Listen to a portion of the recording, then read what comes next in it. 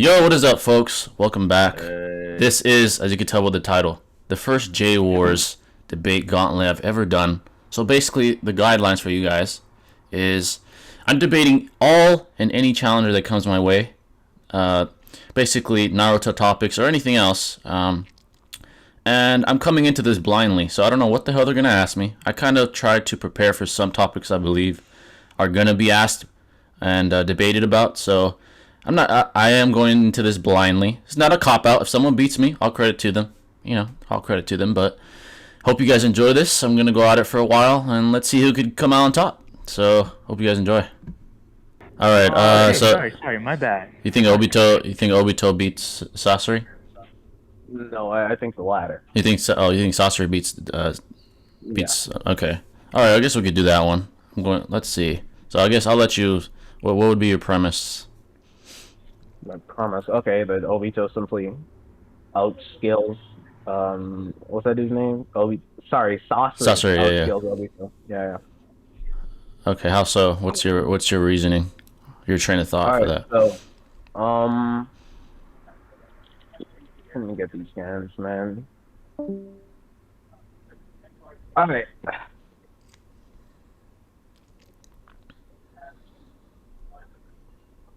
Fuck, I have to change these from Data to Obito. All right, look. So, Biscuits, could you mute yourself? Sasori was. Hold on.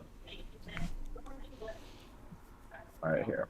Sasori was stated in a data book and by what's her name, the grandmother who died, Chio, that he killed. I'm putting it in sources that he killed the third Kazekage. Right, the third Kazekage died by Sasori's hands. Right, it says a difficult opponent defeated, and then turned into a puppet. Right. So Yeah. Sasori killed the third Kazekage, and then turned him into a puppet. Right. And then we also have other statements from, let's see, yeah, right here, which says that the third Kazekage was hailed as the strongest Kazekage out of all of them, right? They even include Gaara. They included Gaara because basically the fourth Kazekage, Rasa, is stronger than Gaara. Because when, as we see in the war, when he comes back as an Edo, he's like fighting against Gaara, which he should be nerfed as he is an Edo, right? His sand is like they're matching each other's in speed or whatever, right? So he's relative to Gaara as an Edo, so he would therefore be stronger than Gaara when he was alive. So if we take this, right, we have this line of scaling. Sasori is above the third Kazekage, the third above the fourth above Gaara, right? And Right. here, hold on. Where's the scan? Alright, here you go.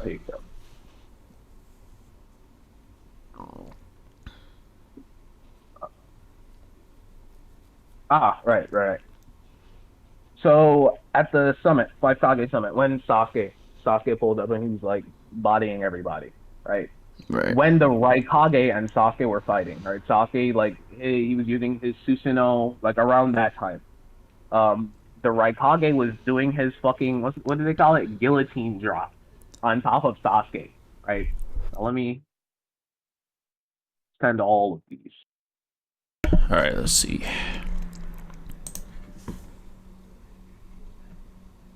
And we're talking about here we see the the Raikage. orange mask Obito, right? That's what you're talking about against. Okay. Orange mask Obito. All right. Here we go. So this is the Raikage, right? He's going in for his attack. Like, this nigga's like, I'm about to clap this nigga's cheeks, right? Sasuke, he pulls out the Uno reverse card. He's using a Madarasu. The Raikage is like about to lose his foot or whatever. All right. Yeah. Where is this? And then, right, Gaara. Hold up. Alright, yeah, Gaara. His sand travels from across the room and stops the Raikage from stomping on Sasuke's Amaterasu, right? He blitzed the fucking Raikage. That's basically what I want you to derive from this. That his sand was faster than the fourth Raikage, my bad. So do you agree to that? Let's see. So the sand is faster than the fourth Raikage. Yeah. Let's see. Is it as simple as that?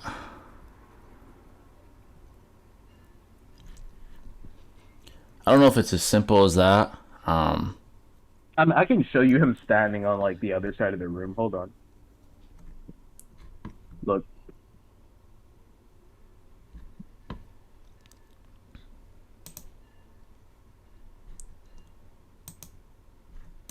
His stand traveled from like one side of the room and got there before the Raikage was able to hit Sasuke.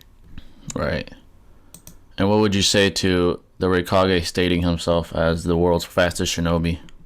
Well, do you think that's not true after all? I mean, the only one that really matters to my scaling is that he's faster than Obito.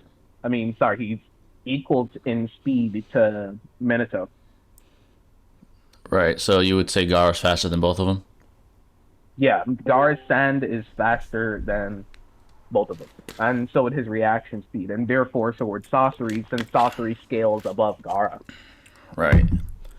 And by that train of logic, would you say that Datara's faster? Would you say that Datara's faster than Gaara since he defeated Gaara? Datara's faster. Oh, I actually have a debunk for that entire scaling. The entire fight, literally the entire fight, Datara was getting outsped by Gaara's sand, and the only reason that Gaara lost is because Datara like went to bomb the sand village, and Gaara sacrificed himself, right? And instead of protecting himself with sand, he protected the sand village with sand, and in turn, Datara just, exploited that and killed him. Well, not killed him, but injured him greatly. So if he was not nerfed by the sand village's presence and his duty as a Hokage, Kazekage, he would have just, inserted his dick in a fucking Datara's mouth. So I don't think that's a valid line of anti-feats. Okay, that's fair. But I would say that's still a contentious train of thought. Actually, no, I can show it to you. Hold on. I actually have that scan right here. That's so lucky. I was literally staring at that scan on you and you asked that. Alright, look. So, dude, Datara, you can see at first, like, Gaara's sand, like, ripping this nigga's arm off, right? And at the bottom it says, typical Kazekage, to use his last bit of strength to protect the village. It would have been so much easier to just let it fall on them. So he's basically nerfing himself to allow the sand village to continue to prosper. He doesn't want the bombs to like fall and kill the villagers. So I don't think Datara being faster would mean anything.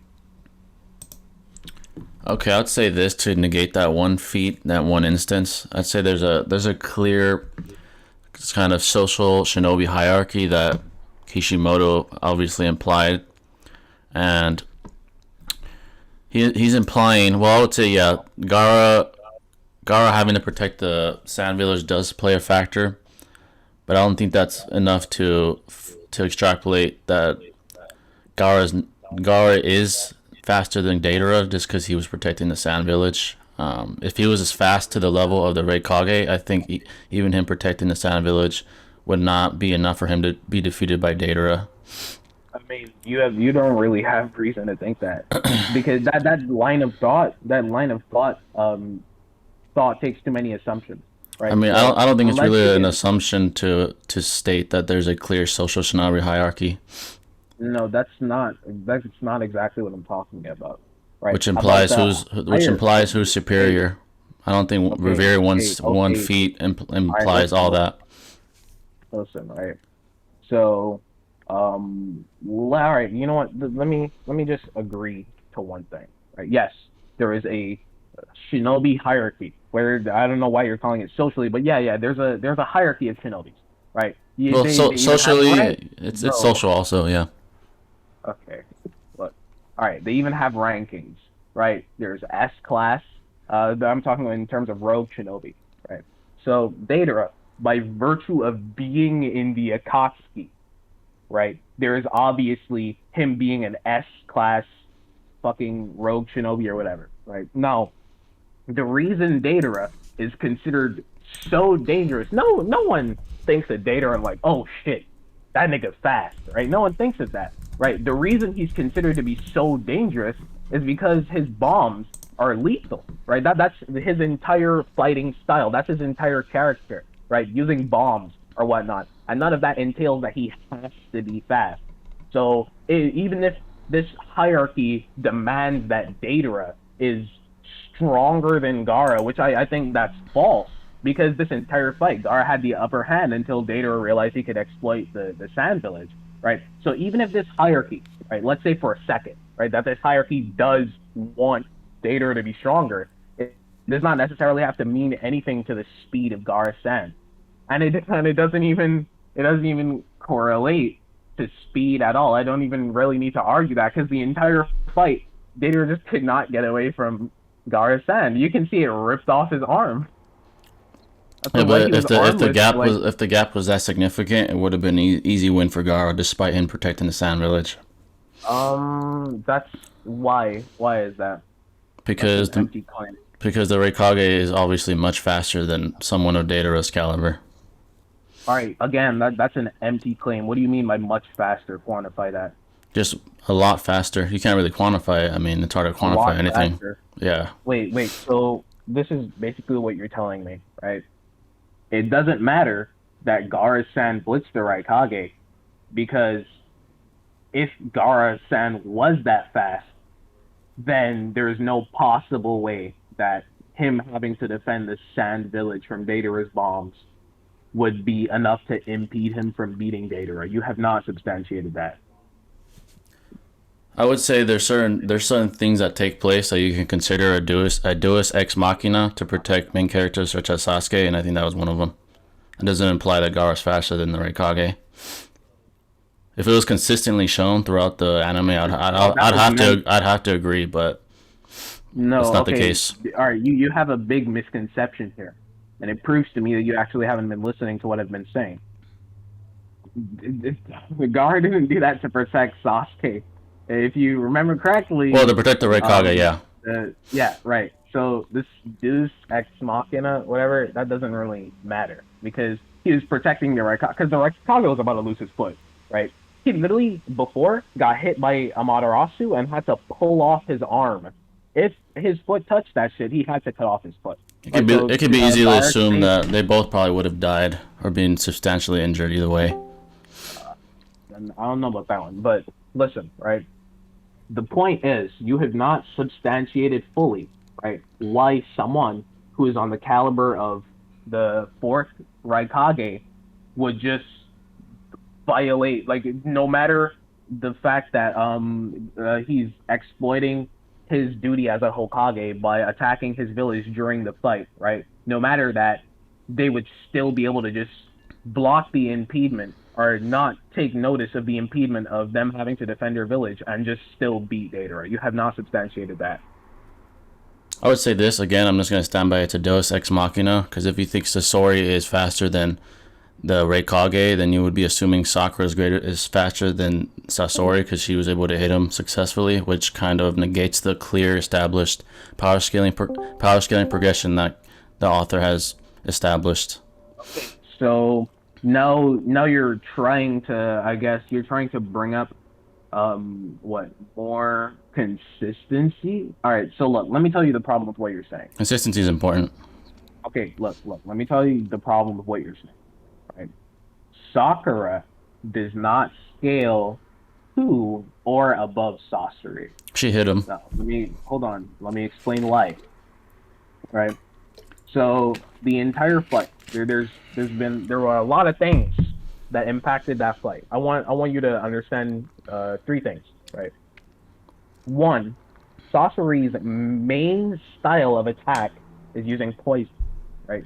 That's the Sand Village, they were shaking in their boots because they poisoned Kankura. And they literally needed Tsunade. Tsunade is like the best medical ninja in the world. They were like, damn, nobody but Tsunade can save this nigga Kankura. And then Sakura pulls up, right? And she's Tsunade's fucking student, right? And she saves Kankura. And then for 3 weeks, right, she spends like 3 weeks or some amount of time in this Sand Village. I know it's over a week. Creating an antidote to Sasori's poison. Brings the antidote to the fight. And has Chio with her. Chio knows Sasori's every move. All of his moves. right? She explains during the fight every single move Sasori did. And after all of that, at the end, Sakura, by the grace of Sasori, is still alive, right? Chio stated it herself that if Sasori wanted to kill them, he could have at any point in time. Let me get all the scans for that debunk I just said. Hold on. I would say this: you could overanalyze it, but if he was quick enough, it would even be a competition. If he has the speed, the caliber of someone like the Red Kage or Minato. You can overanalyze it, but I don't think. And I know he kind of let off the gas pedal at the end. He did let off the gas pedal at the end to allow himself to be defeated, but it wasn't to the extent where he wasn't trying. So to state that he's that fast and still gets hit, I think that's fallacious. You're misunderstanding. I don't think I'm misunderstanding. It's as simple as if he's fast enough, he wouldn't be getting hit. Jay, please allow me to argue. No. I mean, you've been talking the whole time, so. Bro, please. All right, look. The problem with what you're saying, right, is that you made the claim that because Sakura hit Sasori, it is not possible for him to be a lot faster than her. Right? You made that claim, correct? Not possible. It's highly unlikely, yeah. All right, highly unlikely, not, all right, whatever, right? So, look, if someone hits you or tags you within a fight, it can be due to a couple reasons, right? If someone hits me, they're not necessarily faster than me. And it is shown multiple times throughout this entire fight, right? Because they literally had antidotes. And the only reason Sakura or Chio was alive in the first place was because they had an antidote to his poison, right? Which is what I've been trying to get through to you, right? Sasori's main way of attacking people is through poison, right? And they had an antidote, right? They got tagged multiple times, over and over got tagged, right? And only survived because they had an antidote. And also, to Sakura tagging him, if you watch the fight, you would know two things. One, Sakura trained herself specifically to be agile. And two, Chio was controlling her body using chakra strings. Look in scans. Chio was literally controlling her body using chakra strings to keep her alive, using her as a puppet, right? So it's like ironic, using a puppet against a puppet master. So that argument of Sakura tagging him, that doesn't really hold, and it doesn't really mean anything as an anti-feat, especially when you take into account the fact of this statement where Chio basically says, where is this?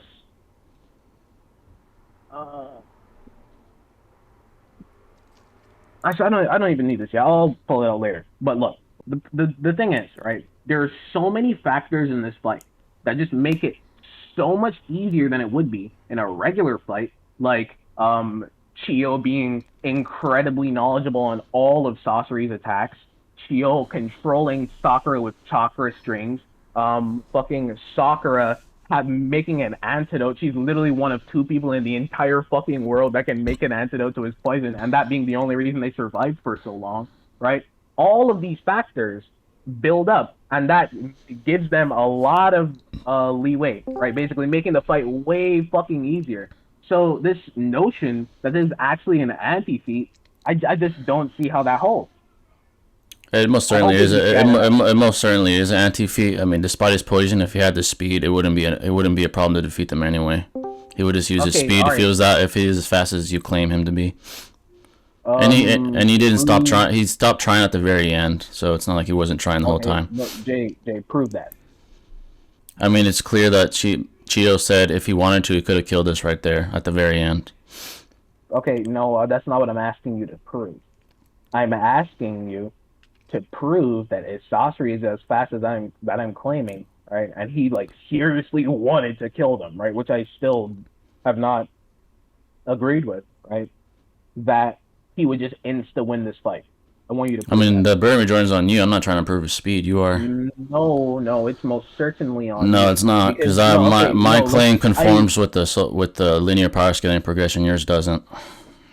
What? No, no, no, no, no, no. You're having a misconception here of the burden of proof, right? So I made the claim that this like all this stuff you're using here, right? All I've done is refute that and say it is not an anti-feed. You are the person who made the original claim, right? Your original claim was that Sakura tagged Sasori, and therefore Sasori cannot be as fast as I claim. And I provided evidence as to why Sakura tagging Sasori is not an anti. You didn't really provide evidence. You just kept talking about the poison. That's not evidence. What? That's not evidence. What is That's it? not so this scan that I posted of Chio controlling Sakura of chakra, that's not evidence? You're assuming that Sakura becomes as fast as someone the caliber of Minato being controlled by chakra strings, because that's how fast you're assuming Sasori to be. Oh my god. Yeah, you right. So that's still not a refute. You haven't. Yeah, it is a refute. Okay. All right. So prove what you're saying. Prove. I mean, the burden of rejoinder is on me. You're trying to prove it, not me. No, yes, it is. You've made. No, it's not. You said that. You say because she has Chio's controlling him with chakra strings. That's the reason why she's able to hit him. Okay. Look. Yeah. Yes, that is what I said. Okay, then prove that. All right. Look. Jay. You made two claims. All right. No. Listen. You made two claims. First, you made the claim that I didn't provide any evidence. You made that claim and then proceeded to relate to my scan, which is evidence. No, it's not. I want you to acknowledge that. It's not evidence. Oh my god. All right, look, Jay. After this, since we don't seem to be getting anywhere, we're just being kind of circular. We can both share like closing statements, and then we can let like a judge conclude this point for us. Is that okay? Okay, go ahead. Your closing argument. All right. So, you have not argued, right, any points you have not brought up any substantiation for your claims, regardless of the fact that I asked you for substantiation on multiple different occasions, right? The claims that I'm referring to are, one, that fucking Sakura cannot get as fast as like Minato or whatever from the chakra string, right? You didn't substantiate that. You just sort of made that claim. And then two, that none of this would matter because if Sasori was as fast as I was claiming him to be, then he would just, no matter all of these external factors that I've stated, he would still just win because, he's that fast, right? Again, you did not substantiate this. You just made this empty claim. So, by virtue of this, I feel like the point should continue, or the line of argument should continue, under the pretext that Sasori is not like negated. These feats here, this Sakura Chio fight is not actually an anti-feed towards him because of how many external factors I provided and how those external factors can impact the fight greatly. Okay. Are you done? Yeah. Okay. So, my closing argument is using this feat to kind of catapult your argument, which the feat was Gaara stopping the Raikage from hitting Sasuke, is an insufficient feat to catapult of, because if you go based off that feat and just revere those kind of feats, then you would be suggesting Gaara superior to Madara since he was able to pull him out of his Susanoo. I think that's kind of a fallacious way to try to establish Gaara's speed and hence establish Sasori's speed, who obviously superior to Deidara as his statements say, because obviously there's a clear... I'm sorry, but to be fair, you didn't bring that up in the debate. You really shouldn't be able to bring it up in conclusion, but that's just... Bring what up? Yeah, in the conclusion, you can't bring up new arguments. You brung up a completely new argument. What is it? But you said something about pulling Gaara out of his... pulling Madara out of his Susanoo. He never said anything about that. Nobody said anything about that. So I just... Okay, I'll just not talk about that part then. But using Gaara stopping the Raikage from hitting Sasuke is an insufficient feat to catapult off of, because it's obviously established who the upper tier caliber speed characters are, and Sasori's never implied to be that. You brought up his poison. I get it. Yeah, he uses that a lot. But if you had the speed that you suggested, then it's obviously easy to fathom him defeating Sakura and Chio with relative ease if he had the speed, the caliber of that. You said that you proved a lot of things. I really don't think you did. You kept bringing up his poison. And yeah, that's really all I got to say. I mean, I don't think it's really contentious at all. right, so All right, yeah, we're go gonna ahead. do like let's just say you replace Gara with Neji in the Chunin. Okay. Go, All right. Code. Let's go. All right. So Oh. what's okay? The In mods are character, or Yeah, it's gonna be in character. character. All right. So the mods, I guess I'll be John Wildcat, and then Not me. yeah, and then Majin, you can be one if you want. but All right, Code. What's your premise? Okay, so I mean, do we want to start? My premise is that Neji would probably has all the right arsenal. First of all, he outscales in speed. He has all the right arsenal in order to take care of Sasuke.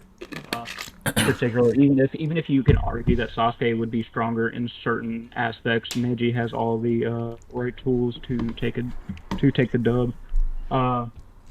Do we want to start off with speed? Would be cool if you want to do that. Okay. Yeah. You can start with that. All right. So let me go ahead and upload some scans on this. Sasuke is, if you agree, as fast as Weightless Lee. Yeah. Relative, Okay. at least. Yeah, I agree. All right. And the thing about Neji is that Neji pretty much beats Lee in training all the time. Right. And that would be. Now, what I want to get into really is how much you think of an amp the first gate is. Now, if we go right here, I posted it in sources. The first gate would be a 5 times amp. It uses this guy states that the muscles are only use 20% of your muscular energy, but when you unlock the first gate, it uses 100% of the strength in the muscles. All right. All right. So with the first gate active, that's already a 5 times multiplier. Now, the thing about it, Guy actually admits that Lee in the 5th gate is the speed that's needed to get to Neji with this 5th gate open. I'm going to post that 1 second. Let's see. There you go. So right here, Extreme Lotus is a continuous high-speed taijutsu that can't even be touched. The answer to defeating Neji is this high-speed combo. So it's not, and he's not saying that the first gate, the second, the third, the fourth is the speed that's needed. He's saying that this is the speed that's needed when Lee opens the 5th gate to get past Neji's defenses. All right. All right. Is that your whole premise? I mean, to start up. Yeah, so we can start off with that. All right, so let me go. Where's my notes at? Okay, so where is it? This is my starting argument to establish my train of thought. So, as we all know, Sasuke defeated Gaara and was stated to be Gaara's strongest opponent. I could show you the source if you want to see that. Let me show you quick. Where is it? Was it this one? Yeah. There you go. So he was stated to be Gaara's strongest opponent. From that we can imply he's stronger than 5th Gate's Lee, since he was literally stated to be the strongest opponent. And Neji was clearly surprised by 5th Gate Lee, and also you showed that source that Guy is kind of implying that this is the answer to defeating Neji. So from this we can imply that he's at least slightly superior to Neji, according to Guy, with him having seen him train continuously for a long time since they were young. Hence, from that train of thought, you can scale that Sasuke is above 5th Gate Lee from that statement, and then scale 5th Gate Lee above Neji by Guy's statement. Where was I after this?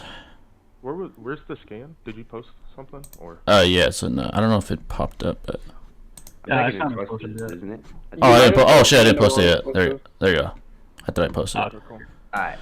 So my train of thought is from those statements, Sasuke would be superior to 5th Gate Lee, who's superior to Neji, as indicated by Guy himself. So yeah, that'll be my starting argument. I mean, you can't, and that's the thing. Like with what you just agreed with earlier, you agreed that Sasuke was relative to Weightless Lee's speed. Now this, when he says strongest, that's fine. Sasuke can be like physically, like he could punch harder. He might have some abilities such as Chidori that could hit harder than Lee. So like it would be his strongest opponent, especially because it's an elemental advantage as well to Gaara. So that's fine, but like you said earlier, you did agree that Sasuke is relative to weightless Lee's speed, uh, and that's fine. So I don't even mind if you want to give Chidori or even his punches is stronger than Lee. I would argue that saying strongest implies just overall superior to, as a shinobi, indicating who would win in the event that a battle were to take place. So I would argue that with that statement being said, it's implying that Sasuke would defeat Fifth Gate Lee. Hence, he would probably defeat Neji in the most likely if they were to face each other. All right, this one. Okay, and then let's see here. And if we want to get into to continue the speed argument, also Neji trained for the month leading up to the finals as well, so he would have gotten stronger as well. But also, the thing about Sasuke is that Sasuke, right after the exams, fought. I'm sure you know this. He fought Gaara and all that. Gaara actually hits Sasuke with his Sharingan active and everything in a lower form than what Naruto evades the same Naruto that Neji was outspeeding.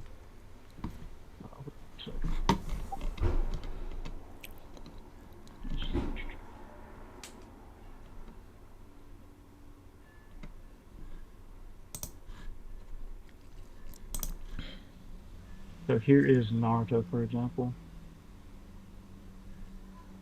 He avoids Gaara and hits Gaara. He actually avoids him twice. And then let me get the Sasuke being hit by. This is actually a stronger Gaara than the one that Sasuke gets hit by with the Sharingan active.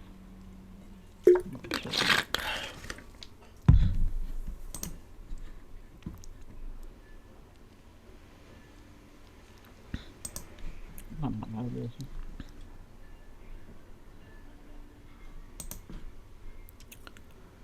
Okay. I would also say this Naruto in particular definitely had a mental amp to fighting this version of Gaara, since he's trying to save Sasuke and I believe Sakura as well.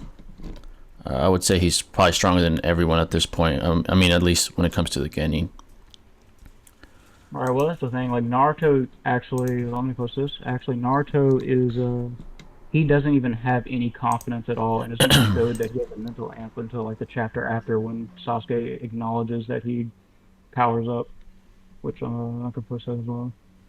See, like this is the scan of Naruto when he actually gets a mental amp a chapter later when Sasuke comments on it. The Naruto that evades Gaara is not even confident. He's like wanting to run away. He actually states it, which I can post as well. Right here, I believe. Oh shit.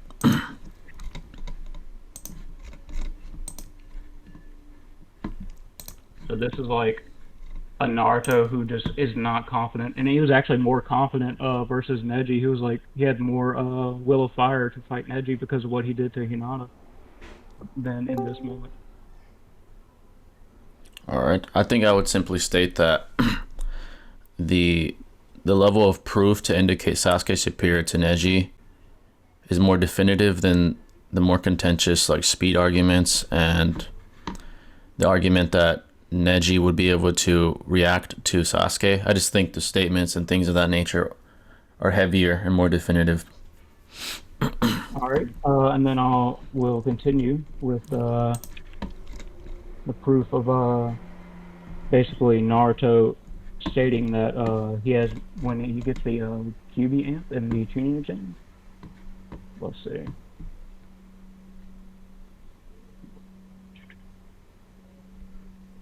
By the way, I'm sorry, I'm taking a minute. That's cool.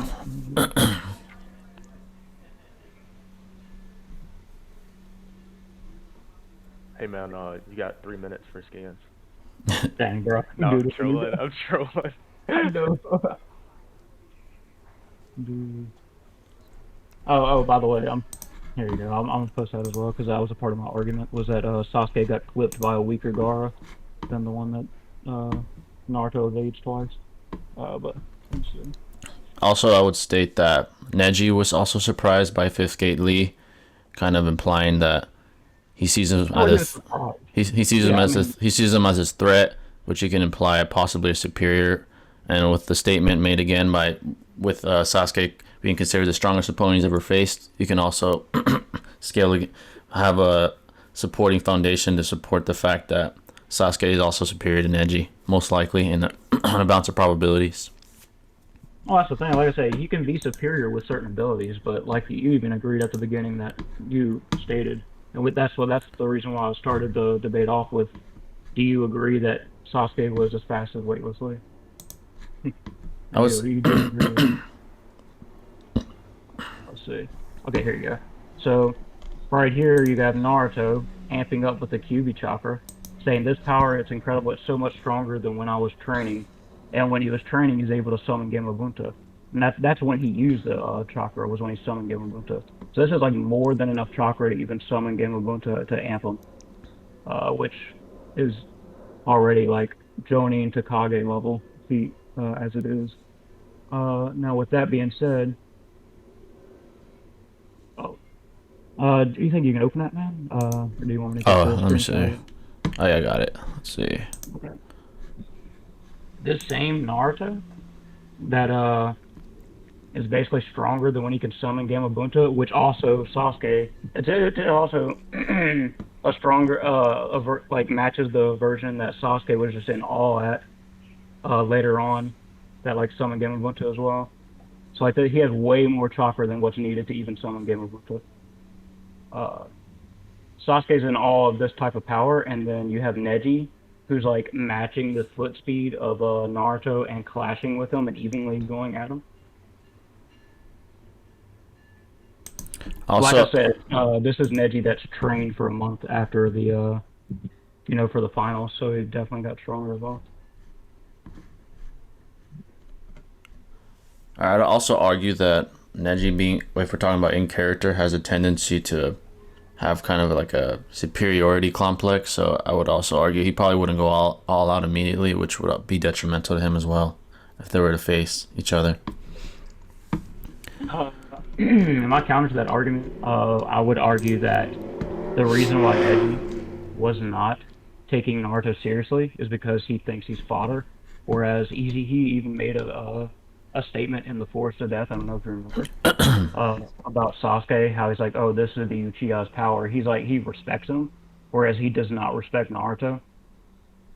So you can make an argument that he wouldn't go easy on Sasuke. Because the reason why he went easy on Naruto would be that he underestimated him. Alright, that's a fair argument. But I just think throughout the Chunin exams, he feels like he's the top dog, at least until he sees Fifth Gate Lee, which again is stated to be inferior to Sasuke by the statement. Right. So yeah, you could argue that too. So now when it comes to, do you have any more on like the speed stuff, or do you want to move on to like another?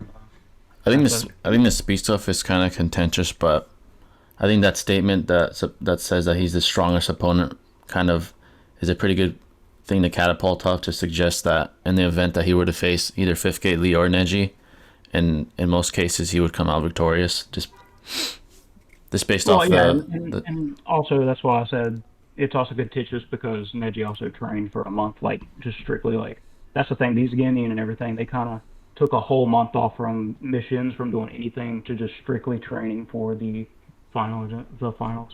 So Neji could get stronger from that point. Jay, if you have any rebuttals to that, go ahead and make that, and then let's just move on to the next point. All right. I guess I'll let those speak for themselves. We can move on to the next point if you want. All right, cool. You want to go ahead and start off the next point, since I started off the. I mean, honestly, those are all my points, just from top of my head. Okay. Yeah. I'll continue. I'll keep going with it. I got a couple, just like one or two more things. So the rotation. So let's say, for example, you want to use like Sasuke Chidori. All right. Right here. So like, even if you argue that, let's say that Sasuke's Chidori would use that against Neji, it is stated that the rotation actually repels and reflects chakra back at the opponent. So basically, and that's the thing about Chidori, it is basically a concentrated chakra in the palm. So let's say that Sasuke even tries to run at Neji with the Chidori, it would be repelled and reflected back at Sasuke, doing immense damage. I think I posted. Did I post when 1010 actually says that Naruto took the brunt of the damage when he collided with Neji?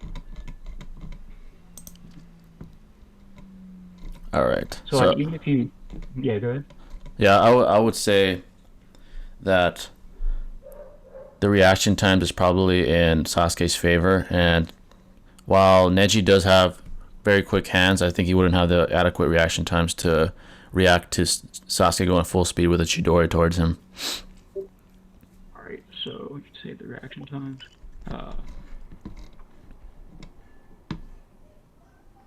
Okay, so right here, in turn, Kakashi even states multiple times that the Byakugan surpasses the Sharingan completely in perceptibility and whatnot. And also, like you said earlier, Neji was able to keep up with the fifth gate Lee. He was able to watch him throughout the entire fight.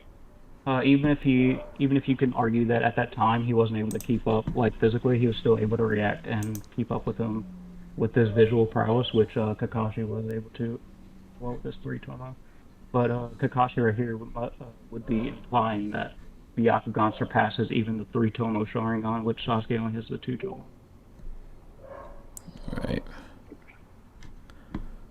So he should be able to react and keep up with Sasuke. I would say he might have the synapses to perceive him coming, but I'd say his physical body wouldn't be able to react. I guess that's the best way I could counter that. And also Sasuke at that point at least takes a while to charge up the Chidori, whereas he had to jump off a wall, charge it up for a while. It took him a good bit, and then had to run straight forward. I don't think that's something that Neji would have no issue with really to deal with. He could just perceive it, rotate, and then hit Sasuke with his own attack. You take the brunt force of it. And like I stated earlier, Neji trained. I've shown a lot of scans and statements and everything about everything backing up that he would be superior to Sasuke, at least in speed.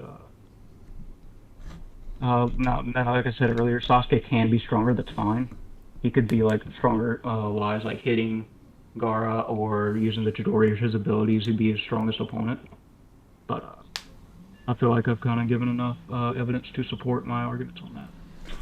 I guess to kind of stand strong on what I've said, I guess the statements that I've kind of referenced suggest this kind of linear power scaling progression with Fifth Gate Lee being stronger than Neji, and I would say 1 month. That's contentious to say that he's gotten that much stronger, and I would say the statement again. I can only stand by what I said, going based off face value, since I didn't obviously prepare for this. But I'll just say that those two statements kind of indicate that in the balance of probability, if they were to face each other, then Sasuke would probably come out on top. I think the speed of a bare minimum is relative, based off the fact that it's stated he's the strongest opponent Gaara's ever faced. Neji's faced when he sees Fifth Gate Lee. I don't think he'd get that much faster in a month, to be quite honest. But again, that's contentious. I think my evidence is more definitive, while because it's actually stated by the actual creators of the show. The speed is a contentious thing, and yeah, that's probably what I got. Okay, I have an NFL topic. Okay. What is it? Now, who do you like? What out of the NFC and the AFC, which conference do you think is the most threatening to the other? In terms of which conference do you think has the most talent? NFC. NFC or AFC? NFC. I'm gonna go with the AFC on this one. You want to debate that? Yeah, I'm down to debate that. All right, fuck it. Alright, I'll just let him debate. Let him debate. All right, so who wants to be Wildcat? You'll be a judge. Who else wants to be a judge? I'll be a judge as well. All right, so we got Wildcat. Sick, bro. I'm Deku. also an NFL fan, but I'm not gonna say what my team is. I'd It's the Raiders. Like, are we doing a team or just the conference in general? Yeah, the conferences. I guess we can just do the Is conference in this general. about to be headcanon or some scans? Because if you give me some statistics, I'll be a judge. Hey, yo, we Yeah. gotta do. Oh, I have Hey, statistics. I'll judge. I'll judge. I have statistics for sure. NFL stats, so yeah, I guess those count as scans. Collectively say which one's better. All right, John. So, I have the AFC. I'll have the If NFC. not- Oh, you have the NFC? Yeah. So what would be your premise for that being the better conference? The premise for me being that the AFC is the better conference is due to the fact that the top quarterbacks in the AFC right now are all future and young stars Right. who are soon to be like veterans, like Patrick Mahomes, Joe Burrow right now, who's currently in the playoffs, who brought Cincinnati back from literally the garbage bin, and Justin Herbert, who did the same thing, bringing the Chargers out of freaking irrelevancy back into the limelight. And I would also say that the AFC conference for the playoffs this year was tough to get in, just because if you really watched the games last year, it was tough for even like a lot of teams to get in. Even teams that were even below 500 still had a chance to get in towards the end of the year. All right. That might be my premise. What would yours be? NFC, I would say the NFC is a stronger conference because there's more talent. Statistically speaking, you could see the top players are mostly from the NFC. The best receivers are in the NFC.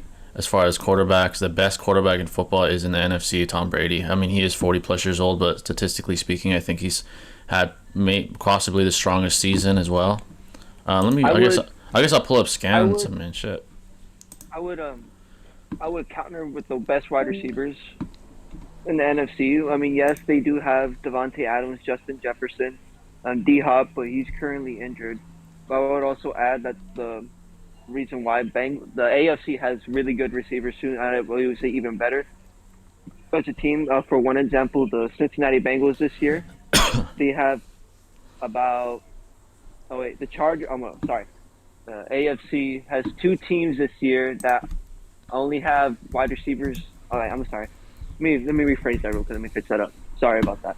I would say why the AFC has better wide receivers too is because there are only two teams in the whole league this year that had two 1,000-yard wide receivers, and that would be the Chargers and the Bengals with Jamar Chase and Ty Higgins with the Bengals, and with the Chargers it would be Mike Williams, who's on a contract here, and Keenan Allen, who's also both finished with 1,000 yards. So I can't just say that the NFC has the better receivers because there's also really good wide receivers in the AFC as well. Okay, I would say the two best receivers in football are both in the NFC right now. It's Devontae Adams and Cooper Kupp. The best well-rounded teams, I'd argue, are probably in the NFC. The Rams, they have strong defense and offense. The Packers, their defense has gotten a lot better. Their offense is obviously one of the best, if not the best currently. Obviously the Bucks. The heavy Super Bowl favorites are mostly in the NFC. The AFC was more competitive, but you could just argue that doesn't necessarily mean they have more talent. That just means in their own individual conference, they're more relative to each other. While the NFC has teams with higher win count, indicating they're more talented overall. And they have more teams with 10 plus, 11 plus wins. They also have the teams with the best records in the overall NFL, indicating that they're more talented as well. Let me see here. Let me pull up my notes for this really quick because I actually wrote down some notes while we were discussing. If not, we were going to do this. Give me a second. Did I not save it? I hope I saved it. I'll look at mine too. Let's see.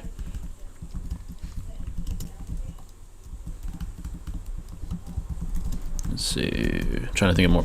Let's see. Yeah, me too. I would just counter your argument on why there was also the Kansas City Chiefs in the AFC who have actually rebounded from having one of the worst defenses in the NFL from the absolute best. All right. From weeks, I believe it was 1 through 7, they started off with a 3-4 record, and they went on to win, I believe it was 8 straight, with one of the best defenses in the NFL in terms of sacks and yards allowed total. And I would also say Cooper Kupp, yes, he did have a great season. I would probably base that, not probably. I mean, yes, it was, they had an extra game, but I wouldn't say Cooper Kupp. Yeah, he finally has a quarterback. He finally has a quarterback that he can rely on at Matt Stafford, but I would say he's not as good or better than Keenan Allen per se, in my opinion. Cooper Kupp? Yes. I think statistically speaking, it backs up that he's better, and also you could argue they have better receivers that Stafford could go to, but yet Cooper Kupp is far and away the number one receiver. They have Odell. I think they have a pretty solid tight end. I think his name's Higbee, if I'm not mistaken.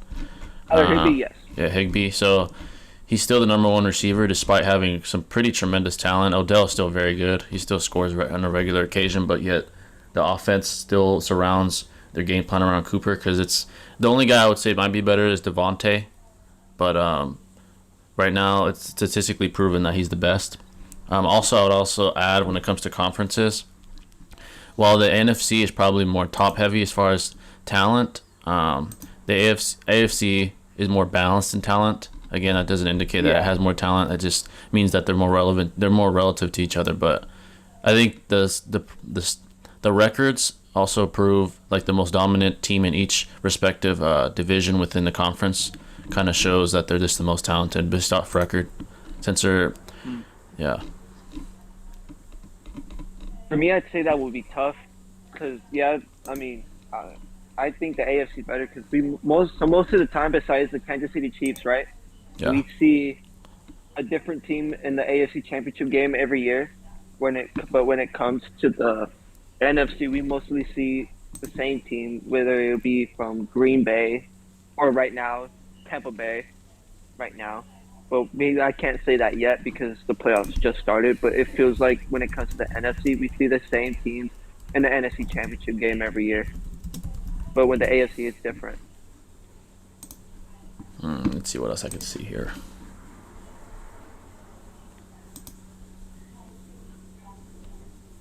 Where's my notes? And plus, why I believe the AFC is better is because I think they have the better quarterbacks right now for the future, I'd say. And like I said, Justin Herbert, Joe Burrow. And I'm not just saying Herbert because I'm a Chargers fan. It's statistical facts that he's had the best 2 seasons in NFL history. Not even Tom Brady, Aaron Rodgers, Patrick Mahomes have had more touchdowns in 2 seasons or passing yards and a better completion percentage than Justin Herbert has had. I would say in the first 2 years Can alone. we start getting like some scans and sources though? Like even if you got Yeah. Sure. I got so. I'm gonna try to find mine. Let me look at my stats. Let me just fucking screenshot these bitches. Luckily, I have some bookmarks on Twitter here. I'll just say yes. Stats do equal scans since it's IRL. Let's see. I'm gonna pull up the. I'm gonna put in the wrong app. Hold on, sorry. I just simply copy paste I put them in sources. sources. Okay. I'd also add this, that while the AFC has the potential to be the better conference, I would say right now the quarterbacks that they're aging are still the better quarterbacks statistically speaking, and also game winning speaking wise. They have more wins as well. They usually come out on top when they face the younger quarterback still to this point in time. So currently during this season specifically, the NFC currently has a more talented and more the superior football players as of right now. Maybe in the future they'll be more talented and more have a higher success rate, but statistically speaking and game win speaking, they're superior as of now. But yeah, in the future, they're probably going to be better because you have a lot of young talent. So. And one of the reasons why I'm going to bring up another point for why I think the AFC is better this year is because, let me see, we counted here 1, 2, 3, 4. Damn, these fucking. Three out of the top 5 right now in the NFL when it comes to passing yards as quarterbacks are in the AFC. Obviously, first, yeah, it's Tom Brady, but second is Justin Herbert. Fourth is Patrick Mahomes, and fifth is Derek Carr. Both are from the AFC, and Joe Burrow. I think that's six, and that's six. Let me see. Hold on, let me recount. Sorry, 1, 2, 3, 4. Yeah, 4 out of the top 6. Excuse me, are from the AFC, leading the NFL in passing. No, bring up that. Let me pull up that. I think the passing yard is kind of an obscure statement to go based off of. I mean, it is important because a lot of it is during garbage time when they're losing anyways. And a team like the Chargers and the Raiders are not really the best of teams. They're more mid-tier. While teams that win, their passing yards are still achieved in times of crunch time because they're still in a winning position. So I think that Honestly, also adds. Can you like substantiate that? Is that like possible? How would I prove that? If I you would were able say- I to, wouldn't you say- might be able to win the point. So that's why I'm just saying that like you might want to substantiate it.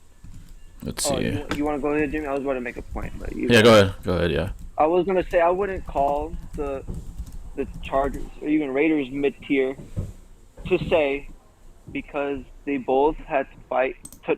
Just last week, they both had to fight to get in to win a playoff, not to win a playoff, to get in the playoffs. I wouldn't say both are Shit. like mid-tier, like you said, though, because both teams actually had a good season. They finished above 500. Yes, their records show that they're like Chargers finished the year 9-8, Raiders 10-7, and obviously the Raiders made the playoffs. But I would also say the AFC is better in that, in retrospect, because they had what fans are voting the game of the year at the end of the season, and everyone seems to agree that it was the game of the year. A lot of great games actually came from the AFC this year that are voted. Oh yeah, in to substantiate the garbage yards thing. So basically, in football, based off the mechanics of how the game works, when teams are in a competitive state, defenses are on their best when it comes to the pass and run game. But once a team is winning, especially during the last quarter, teams start to play off, which allows quarterbacks to get higher passing yards or a larger amount of passing yards, indicating that when you lose, it gives you a greater opportunity to achieve more passing yards because defenses are playing more off the ball. They're not on the line, so to speak. They're not pressing their respective receivers on each team. So teams like someone like the team like the Bucks that's winning, they're all consistently, or someone like the Packers that's winning consistently, they're gonna have teams at their best the entire game because they're usually in a winning position, unless they're blowing out a team. But for the most part, they're gonna have defenses at their best. For me, it would be hard to say, like, for like some games, because for some teams you can't really call them like garbage yards. You can't really call them garbage yards if they have a chance to come back and win the game. And then we've seen a lot of that from the AFC. That's why I like, if possible, I would have liked, like if you're able to like show in which one of these games in which he's like getting some stats like this. I mean, like I can gladly post some highlights if that's all right, like in the sources, if that's okay with y'all. I don't know. I know y'all probably might not have that much time to watch it, but I guess we'd have to like to Yeah, because highlights are usually like 8 to 10 minutes long, like per game. Yeah, and no, also we'd have to look at each game and see the conditions of the game, which would take a long ass time. Yeah, we would have to see. But yeah, for me, like I. But I think it's safe. It's safe to say that a team with a losing record is going to be in a position to achieve more garbage time yards, so to speak. Just having a losing record implies that compared to a team that has a high win rate. Yeah, So absolutely. I think that's a good. That's a fair way to substantiate. Yeah. Yeah, it's just, for me, it's hard. If you have a chance to win the game, right? Like you're coming back and you have a chance to win the game. It's hard for me to call that garbage yards because you're doing all you can to get back in the game. So Yeah. there's like, it's like I can't think of the word I'm saying, but it's like a two-way. You know what I mean? Yeah, and I think can't think of a name. overall, I'll just call it a two-way slope. I think teams are better, well-rounded overall in the NFC.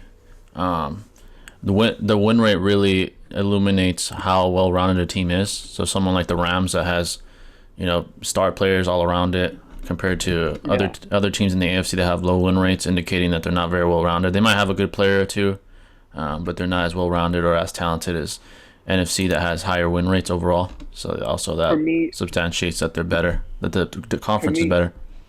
It's hard for me to call the Rams a great team right now, just because of the fact they have all that talent, and yet they're seated lower than what they were expected to be, because they had a chance to secure the second seed and have somewhat home field advantage, and they lost to a San Francisco 49ers team that they needed to win to make the playoffs for that game. And the Rams had a chance to win the game when they were up 17-3 at the half, and they let San Francisco right back in the game with their run game, and they didn't really do much. Their defense struggled the rest of the way the entire game, letting the 49ers come back and win. So it's hard for me to call the Rams like a great team with yes, they have all that star power, but it's hard for me to call them great because they don't know really what to do with their talent per se, or their talent's not really trying hard enough, especially on the defensive side. Like with Von Miller, I feel like he's not really. It's hard for me to judge that because obviously I'm watching at home and I don't know what he's going to. But it's just hard for me to say that the Rams are like a great team right now. Like they're good, but I don't think they're gonna go far, in my opinion. I would say that there are more great teams in the NFC. I mean, again, I just go back to win rate, but in the end, I think statistically speaking, it's kind of implied. You can kind of imply which team has more talent based off the success rates of the best teams in the NFC compared to the ones of the AFC.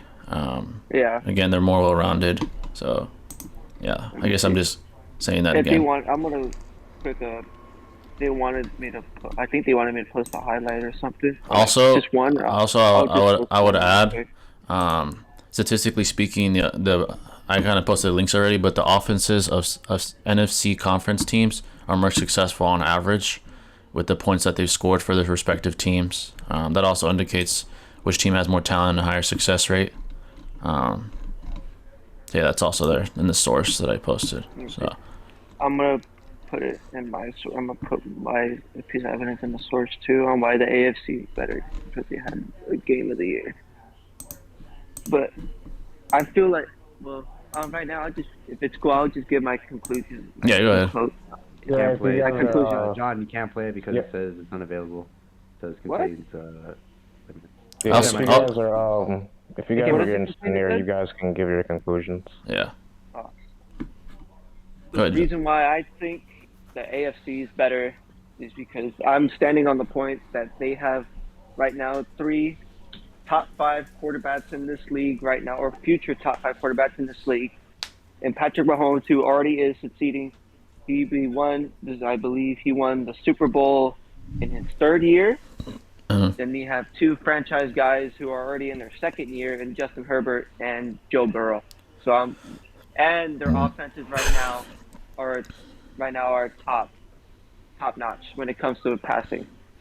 All right. So my concluding statement would be, statistically speaking, it can be easily implied which team is more talented, which team is better well-rounded, even based off the points scored and points not allowed, or I guess points allowed, technically speaking, which indicates how successful the defense is. But overall, teams are better well-rounded.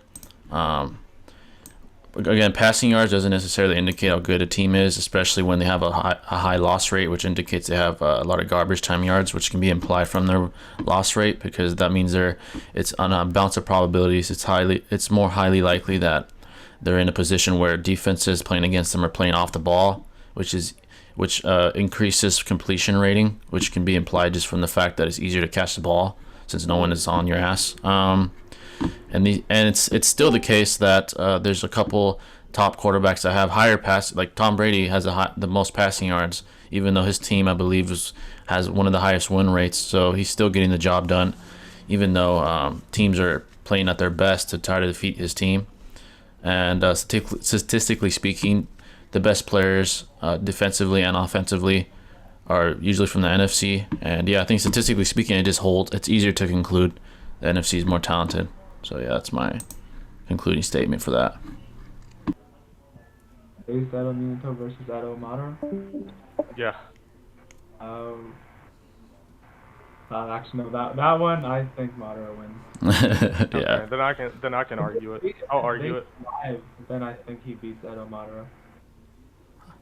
Okay.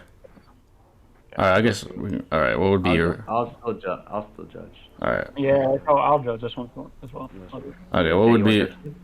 What would be your premise? I would just scale. I can just scale Minato higher than that Edo Madara and his feats. All right. How would you do that? There's a feat in which Rinnegan, fucking Madara that took the Bijou form or Yeah. the Ten Tails form. Right. He threw True Seeking Orbs at fucking Eighth Gate's guy, and Minato like off screen in between both the True Seeking Orbs and Lee, like fucking like a meter in between it, and then tanked the hit. All right. So that would be your like your foundation to say that Minato scales above Rinnegan Madara. Yeah. Okay. So I would say this: when Jubito was around, it was clear that he was like superior to all the Kage. To all the Hokage, sorry, and Naruto and Sasuke. Yet Rinnegan Madara was confident that if he had to, well, maybe not confident is the right word, but he was confident enough to state that if he had to, he would have to deal with Jubito, and so I guess that would imply that he's at minimum relative to Jubito, while all the Hokage kind of were inferior, which was clear. Yeah, and I'm scaling Minato, Edo base Minato, Yeah. to characters that scale over Jubidara. What was that? I'm scaling Minato above like Eighth Gate's guy and Madara, like one-eyed Madara. Then how You want come? to see the scan? Yeah. Go ahead. Okay. You mean the scan where he catches the True Seeking Orbs? Yeah. Oh He, yeah. like, Yeah. Yeah, he like fucking gets right in between the True Seeking Orbs right before they hit Eighth Gate's guy. All right. So if that was the case, how come all the Hokage, including Hashirama, kind of indicated that they were inferior to Jubito? Wait, say that again? If that's the case, if he scales above Jubidar, how come all the Hokage, Naruto, and Sasuke kind of give the nod that they're inferior to Jubito? That's fine. He could be inferior at that point, but like you know that feats can contradict statements, right? Right. Like feats can scale over statements, especially if it's a more recent information. So like if you had a statement of this that happened like after this feat, then it would be okay. But it happened before, so it doesn't matter. But let me just get the feat first. Okay.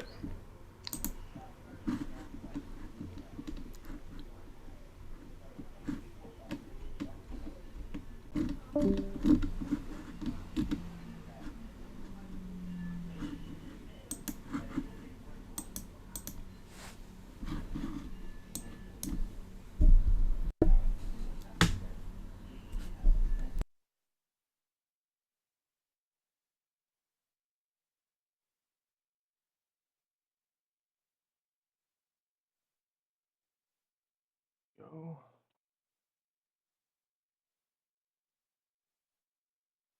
Pretty quiet. Yeah, no, I'm just getting it. Now, the fastest one I brought up was the anime. If I need to bring up the manga panel though, I will. To find the chapter. This was just the quickest thing for me to do. All right.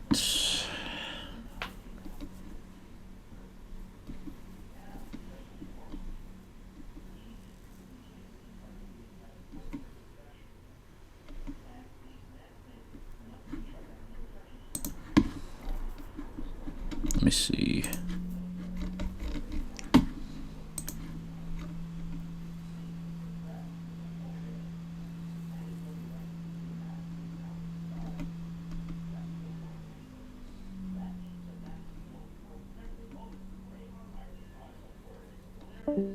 Anime has like more illustration for it too. He like turns around and shit.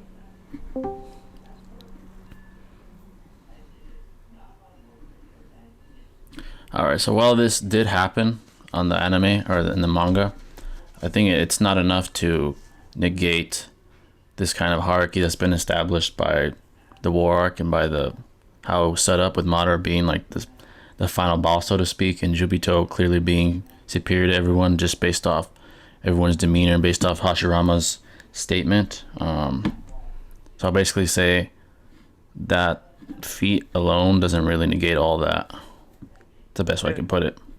Maybe that wouldn't be like, maybe what you said would hold more value if this wasn't a feat that was done to literally just like a stronger Madara.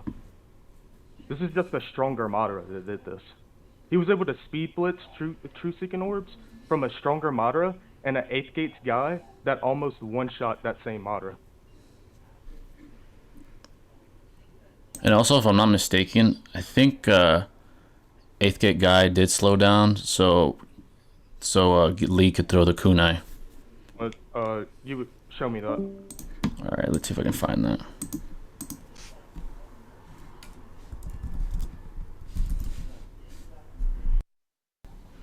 Alright, so it's taking me forever to find what I had on that, but Yeah, it's fine. If Yeah. I could just like, if you want me to, I could just like steel man it, and I'll just say something like, even if like I was to steel man it and say that that fucking guy did slow down or whatever, this is still a feat that scales over a stronger Madara. and also say this, feat wise for Minato, he did get what negates this to kind of negate the fact that it would imply that he scales above Rinnegan Madara is he did get blitzed by Madara and Obito even when he had heightened modes. Yet he had no issues intercepting 8 Gates guy in base, which kind of is an inconsistency on the writer's part as well. Did this happen before or after? I'm sorry. I believe it was before though. Let me heightened modes. 'Cause I wrote that down a while ago. I think that means he was in Sage mode. So I'm pretty sure that was before, if I'm not mistaken. Yeah, that's fine. I could just argue that like Sage doesn't like necessarily amp stats, and you wouldn't be able to prove that differently, because there's like not a statement for it. Yeah, but the fact that he got blitzed by Madara and Obito, even in Sage mode, it just kind of negates the fact that it's the case that he scales above Rinnegan Madara speed-wise. Because he intercepted 8 Gates guy, but he couldn't. He got blitzed by Madara and Obito. Yeah, that's just a weaker Minato. Characters have substantial increases throughout through the war arc. We see this with like stupid shit like Sakura bonking Kaguya on the back of the head. It doesn't have to make sense. The feat's there, and there's nothing afterwards that contradicts him being weaker. Let's see. Basically, I'm establishing the fact that there is inconsistencies, and the way that these villains were brought out, it's established that they are superior, narratively speaking. So I think one feat wouldn't negate all that. One feat that's also inconsistent if you compare Minato getting blitzed by Madara and Obito.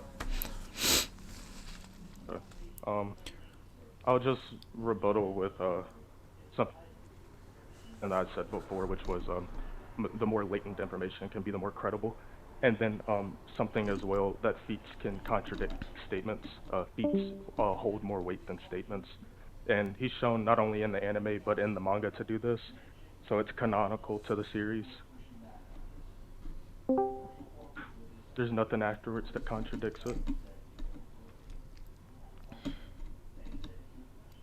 Right. And I guess unless you have any other points, we can just let it go to the judges.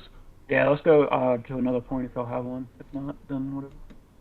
Yeah, I'll just stand by the inconsistency point. Yeah, I think. All right, we can move on You now. guys can. Yeah. No, I don't. That's it. Yeah. Yeah. Yeah. His speed scales over. So if he scales over speed wise, then it's fine. Okay, you wanna? He scales over a stronger Madara and tanks the attack, so it's fine. You give me speed and durability, I'm okay with that. But that comes down to the judges anyway. So. Right. You want to do the? Was that our closing arguments, or you want to do that now? We can. Yeah, I mean, do y'all want to do conclusions? Yeah, Yeah, you, I mean, you- I don't really have anything else to say. I can repeat what I said if I need to, though. if you want, yeah, if you want, you can go ahead. Yeah, Yeah. if you want. On you. Okay. This feat establishes that bare minimum that Minato and base Edo has the ability to speed blitz off screen and turn and react to true seeking orbs from a way stronger Madara. Madara that's went through multiple transformations at this point. He brung up statements that say stuff about hierarchy. We always know that this is overwritten by feats, and also other statements later, like Naruto being able to fight these characters and whatnot. Hierarchy feat or hierarchy statement doesn't really hold, and then afterwards I have a feat that just scales him higher, and there aren't any contradictions in the story after this. Okay. So, All right. So my concluding statement would be that feat is definitely inconsistent based off the fact that Minato previously failed to react to a weaker Madara and Obito with Sage Mode, where he has improved reaction times. Also, I think the story itself kind of contradicts the very feat that's being made as well, because it's clear, again, the hierarchical, I think, structure of the war arc does hold, because the strongest villains are kind of portrayed to be the strongest villains, and when you're an inferior, your demeanor and the way you approach it kind of supports that. And Obito is clearly the superior, with Hashirama literally stating it himself, indicating that with him saying even I'm not a threat, he indicates that he sees himself as the superior amongst the Hokage, indicating he's probably most likely superior to Minato. So I think the narrative setup of the war arc, plus the fact that the feat is inconsistent, supports the fact that it's highly probable that he does not scale above Rinnegan Madara, and in the event that they were to face each other, he would most likely lose. And I think the narrative plus the inconsistent feat supports that. So yeah. Oh, yeah, I do want to say one thing. I said Naruto. I said a feat by Naruto. I meant a feat by Sakura. Oh yeah, that's alright. I didn't mean to say Naruto. Yeah, that's alright. All right. Want to do is God real? Sure. Oh, what's your? Well, actually, I guess it matters. What's your stance? I'm an atheist. So it's I'm a an no. agnostic atheist. It's a no. Okay, we can do that. All right. So, wait, are you gonna argue for theology? Wait, Are you who's gonna the argue that mod? God exists? Yeah, arguing that Oh, shit. God exists. All right, let's go. All right, who's the mods? I guess we should. Who Yeah. y'all want to do the mods? We need at least 3. I'll do it too if y'all want. It's okay. So we don't have a draw this That's time. 2, so we need 3. Wildcat, right? Yeah, I got I'm here. Just waiting to- Wildcat code. I'll do it then. Fuck it. Okay. All right. So what would be your premise? Give me a second. All right. Actually, I can go first if you want. All right. I'll go ahead. Go ahead. Yeah, go ahead. Okay. I have an argument that I wrote a while ago on this, if it's still there.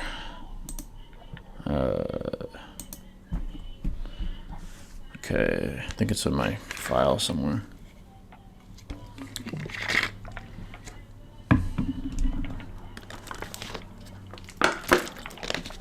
Alright, I got it.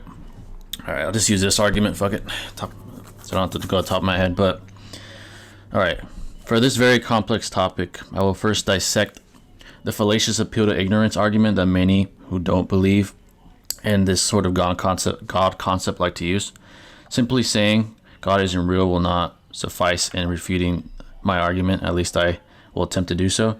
So in our own tangible known universe, it is made of mostly hierarchical structures from things such as the animal kingdom, food chain, to humankind's established kind of social classes. Along with this commonality is the commonality of known laws science has allowed us to take note on, such as conservation laws, laws of gravitation and relativity, and laws of quantum mechanics.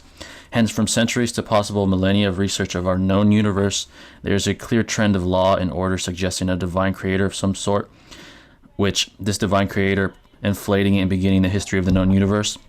The possibility has also been supported by some of the greatest minds in human history. such as Isaac Newton, Galileo Galilei, Albert Einstein, etc. Hence, the known universe we know is heavily deterministic, implying a divine creator determined it. And this would heavily imply that God is real, or at least a concept of God, like a divine creator. Okay, so how would you syllogize that? What would be your premises, and how would you reach your conclusion? Because there was a lot of different points there. So basically, the commonality of law and order in our known universe from many aspects of the universe that we know of, such as like the animal kingdom food chain to the human established social classes, it kind of implies that there's this commonality of law and order in our known tangible universe, which suggests that a divine creator predetermined this, or so we can. It's the universe is deterministic, implying that a divine creator determined it, and it's not like based off chance. The problem with what you're saying is, right, you're treating hierarchical structures within like the animal kingdom and whatnot. You're treating that as like you called it a commonality. You're treating that as something that is somehow, I don't know, enforced by a divine creator or whatnot. There is absolutely nothing stopping me from just going out and murdering all animals on planet Earth, right? If humans so had the desire, they could do it, but they don't do it because, why would you do it, right? So this like a law and order that you are referring to, a divine creator or the concept of a divine being or whatnot, or creator, right? That doesn't necessarily have to be, let's say, laws enforced by a divine creator.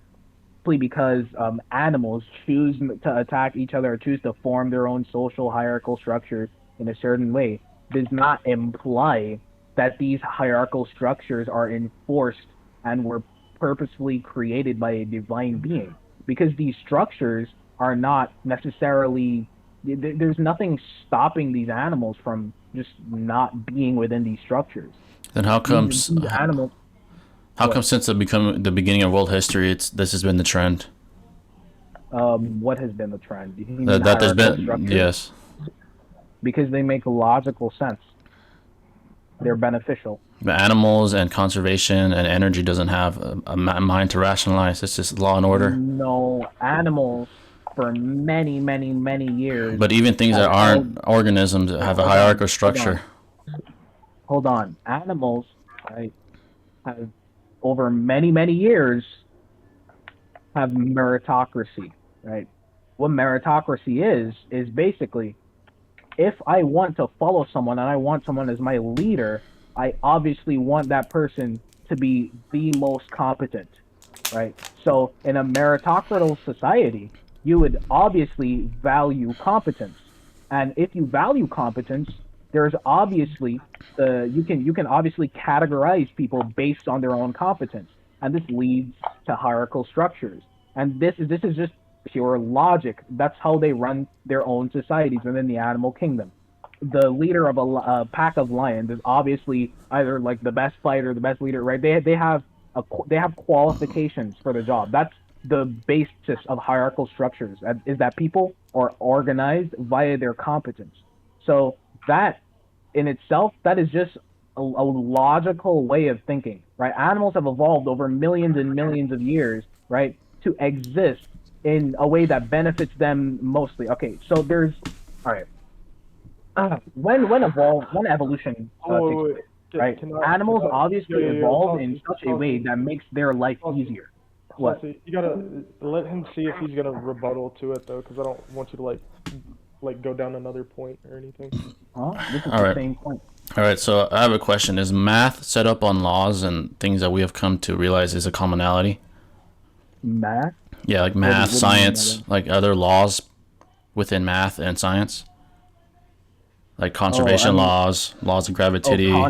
Those. Again, those are just logical observations. Yeah, but there's a commonality for us to come to the logical observations, establishing that there's this sort of hierarchical structure, establishing there's a law and order, even in things that don't have minds. Right. You're trying to argue that animals operate this way because they have the logic to do so, but what about, these abstract concepts that have a common trend, such as the conservation laws, the laws of gravity and relativity, laws of quantum mechanics? What's Wait, what? trend? What I'm saying there's trend a do trend. you There's follow? a Law and Order that you'll consistently get a similar answer, which implies there's this Law and Order aspect to our known tangible reality, which implies that divine creator Okay, set that all up. right. So you're misunderstanding something. I think you're When they're misunderstanding. called, no, hold on. You're saying that it's law and order. Listen. Let me explain what you're getting wrong here. So the laws of conservation, Newton's laws, general relativity, all of these things, right? Let's talk about gravity, right? The law of gravity, right? When it says the law of gravity, right? It's not talking as in it's a law that is enforced by, I don't know, say the creator of gravity or whatnot. It's the law of gravity is simply an observation, right? And let's Yeah, an talk observation about, of law and order. Einstein. Exactly. All right, no, listen. There's two major forms of gravity. There's Newtonian gravity and there's Einsteinian gravity, right? That's irrelevant to the fact that it's listen. Einsteinian gravity, right, is the more popular one, where they talk about, okay, gravity is curvature in space-time, right? That's what gravity is, right? When mass or matter or whatever exists, right, it causes a curve in space-time, and that object produces a gravitational field. Right? I mean, you're And explaining it, but it's irrelevant. I'm asking, why is there Okay, commonality of law and order? You're not dude, really refuting that. dude, You're just explaining the laws. It does not. You're rambling. Okay? Bro. Refute my statement. If you don't interrupt me, I can obviously Then get to what you're talking about. refute it instead of explaining the laws. That's irrelevant. Okay, can you be quiet now? And We'll explain it, and I won't have to interject. Bro, you're still interjecting. Because you're not getting to the point. You're like explaining the laws. Saucy, just do your point, bro. Okay, dude. All right. Look. So again, in Einsteinian gravity, right? You're making out Einsteinian gravity, or just gravity as a whole, to be like this universal law or whatnot, right? All gravity is curvature in space-time. Right. There is no observable trend. There's no reason to take that and then say, okay, well, this and other laws, like, let's say, I don't know, the laws of, I don't know, like Newtonian laws of conservation, all of Newton's laws, right? These don't necessarily follow trends or whatnot. All these laws are, and all they amount to, are observations of how the world around us works. And when we look at how the world around us works, there is nothing, and you still have not pointed out to me something that suggests a divine creator or concept of a creator. All these laws are us observing things and how they work in our universe, because they obviously have to abide by fucking logic, right? Nothing that is illogical can exist. Illogical concepts don't exist. Okay, so they're observing. I explained that terribly because I was interrupted, but go ahead. They're observing commonalities to establish such said laws. Why? Which implies that the tangible reality is deterministic, because they're able to predetermine the trend. What do you define as a commonality? Such as 1 + 1 always equaling 2. Okay. It's common. So what is that? What do you mean by that? Where are you taking this from? Where are you going with this? I mean, where will 1 + 1 always equal 2? Yes, 1 + 1 will always. Will the fittest always survive above the unfit? No. Or in a bounce of probabilities, will they most likely survive compared to someone unfit, whether it's animal or human? Probably. Okay, so there's a commonality there, right? A commonality. Yeah, okay. the common trend is that this. Wait, all right, a common trend. All right, this is basically what you're saying, right? Something that can be replicated through probability or certainty. All right, you're calling that a commonality, like saying if I jump, right, I will always jump. That's basically what you're saying. If I slap someone, I slap someone. This is just like a reiteration of, like, I don't know, the law of identity, this doesn't mean what you're claiming it to mean. It does. It means that there is a observation which is there is law and order amongst our. Okay, why does that? Why does that mean that? I just explained it. Science, No, math is based off all you did was predetermined laws, which allows us to get accurate answers in our known universe based off its physics, based off the way it works. It's deterministic. Why is it determined? What is all right? Define what you mean by deterministic. Meaning there's a commonality. Okay, so The question is what is commonality? Wait, no, you're using these in unison, right? Basically using No. these synonymously. So basically the question to the answer of why is the known universe seemingly so deterministic is because there is divine creator. It being there are existing commonalities as you defined, like 1 + 1 always equaling 2. That does not mean the universe is deterministic. Not just that, but the such said hierarchical structures all around us, from the animal kingdom to those don't mean it's. I've already explained Yes, it does. why those don't. Okay, you know what determinism is? Determinism basically means that every event that happens was already predetermined by whatever concept of God or creator or whatever. If there existing hierarchies or there existing laws, that does not prove that the universe is deterministic or falls under determinism. Why not? Okay, why not? It's your burden to prove. All you've provided me so far, right, is that 1 + 1 will always equal 2, right? And there are hierarchies that exist in like social structures or whatnot in the animal kingdom and by humans. And you've said that physical laws exist, right? And again, I've already explained why law there does not necessarily mean something that is enforced, right? It's not that like kind of fucking law, right? So isn't that what a law is supposed to do? Isn't that what 1 + 1 will always equal 2? A law is supposed to enforce? Okay, yes, but that's not all right. When we talk about the law of gravity, we're not talking about someone enforcing said law. We're talking about a law that, bro. How come it's common then? How come that's the law? That's what law means, and it's enforced. It's common. Okay, how is it common? Like even in our world, why are there laws amongst us to enforce law and order and to enforce order? Okay, no. These laws, you have not provided me reason, right, to think that these laws were created and these laws are being enforced, right? When you talk about the law of gravity, you are basically saying that curvature in space-time, right, will always cause you to feel gravitational energy, gravitational pull. Gravitational pull, right, well, in terms of Einsteinian gravity, it's curvature of space-time.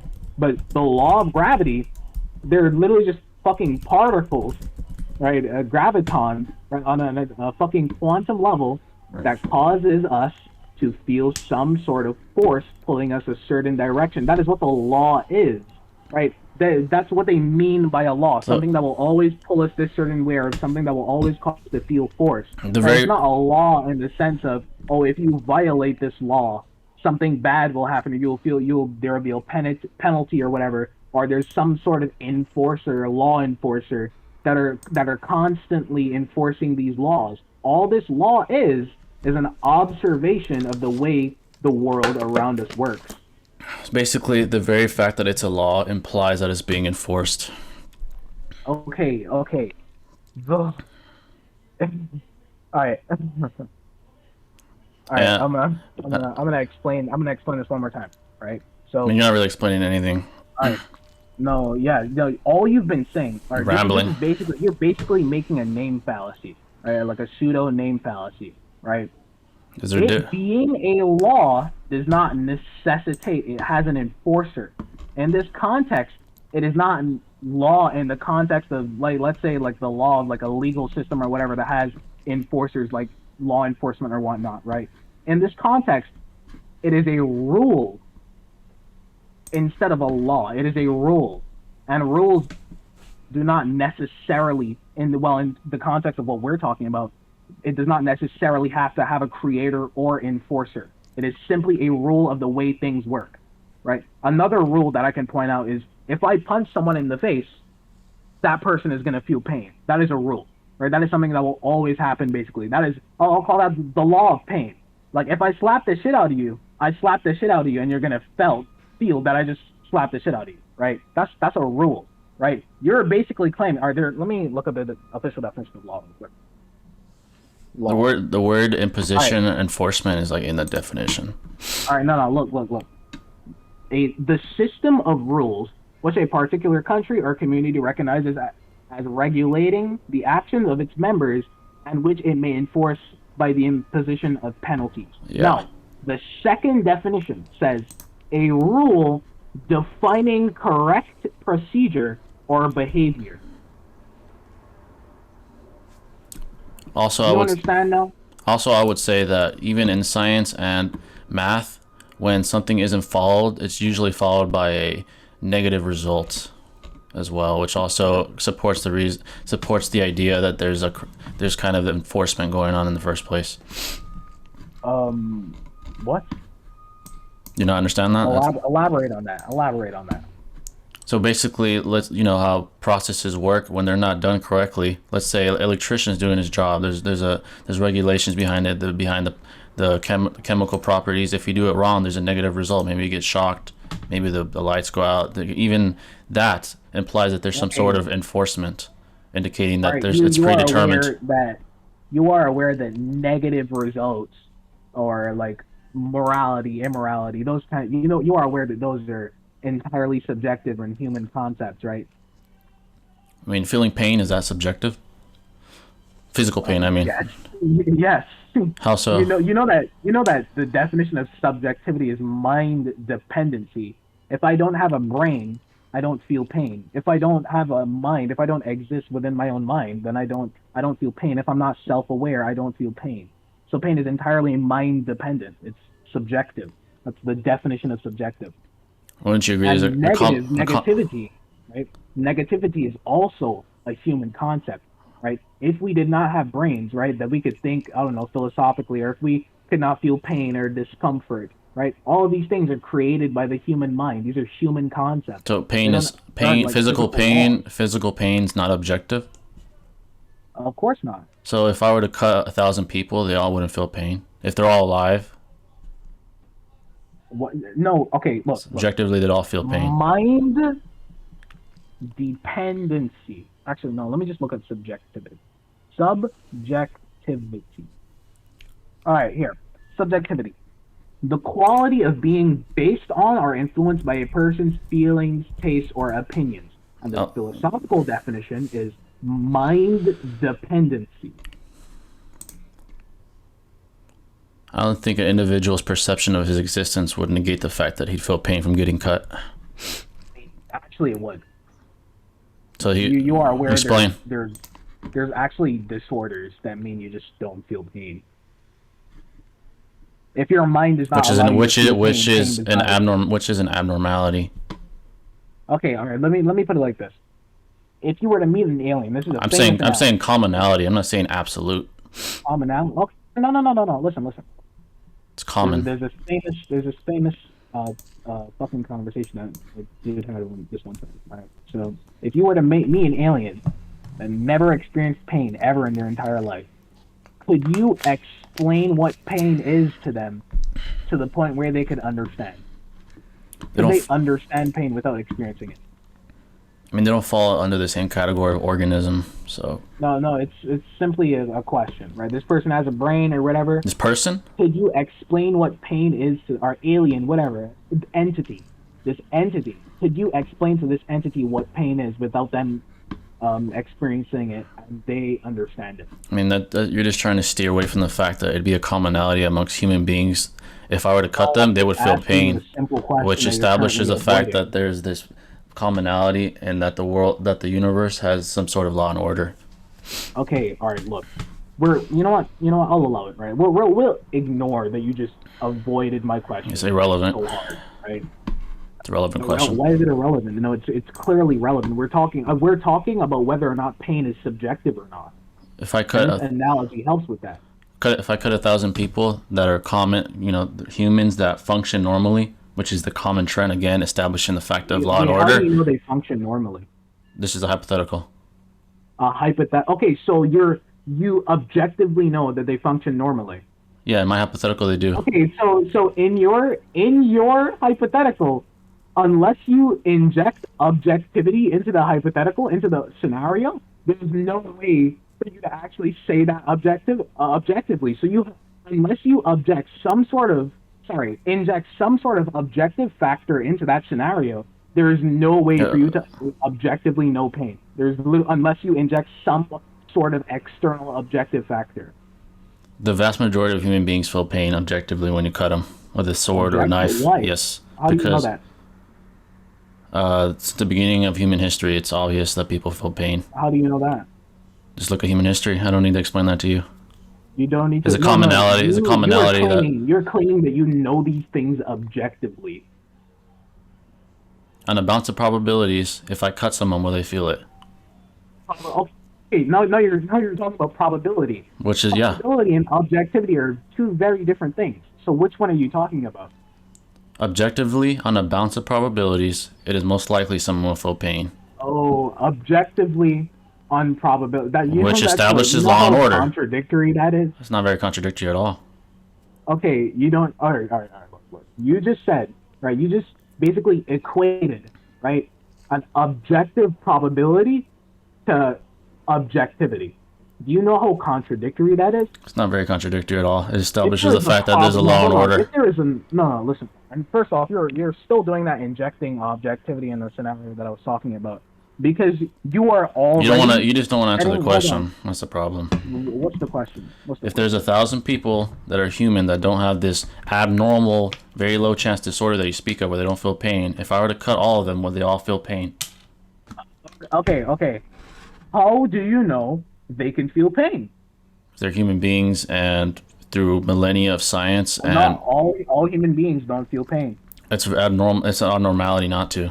Okay, then you can't You simply can't objectively know that they don't. That they all feel pain. You can't objectively know that. You can objectively state that there's a common trend that they will feel pain, which again comes back to the commonality aspect. Okay, so now you're just you're accepting what I said, right? You're accepting that you can't objectively say that they all feel pain. You can objectively say that there is a commonality though that most will. Okay, no. What you're saying, using all of these words that I actually don't think you know what they mean. All you're saying is. All right, now you're going ad hominem because you're getting desperate. You're getting desperate. That's the problem. Let me finish my argument, right? You're getting desperate. All you are saying is that there is a probability. There's a high probability that these people that all of them feel pain. That's all you're saying, and that is not what objectivity is. For it to be objective, it has to be a certainty, right? And you're basically admitting it isn't a certainty. So you've already basically conceded that it isn't objective. I never said certainty. I said commonality. Okay, so you agree it's not objective. It is objective that it is. It's objective that it isn't a certainty. It's objective that it is a commonality. Okay, all right. Stop saying commonality and say probability. Commonality and probability are not necessarily the same. When commonality implies high probability. Okay, dude, listen, right? What's up? So, first off, that's actually that's not true. But we move. It is true, but okay. So, the fucking argument that you're trying to make here, right? You're saying that pain is objective, right? You're making a claim that pain is objective. Pain is an objective feeling that everyone feels, right?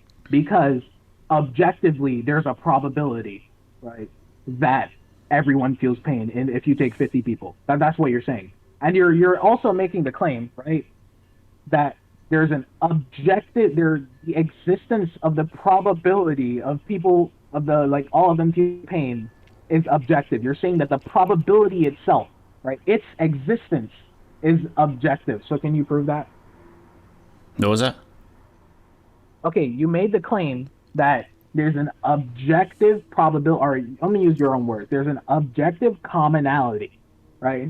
And because of this, you can infer that all 50 of them feel pain.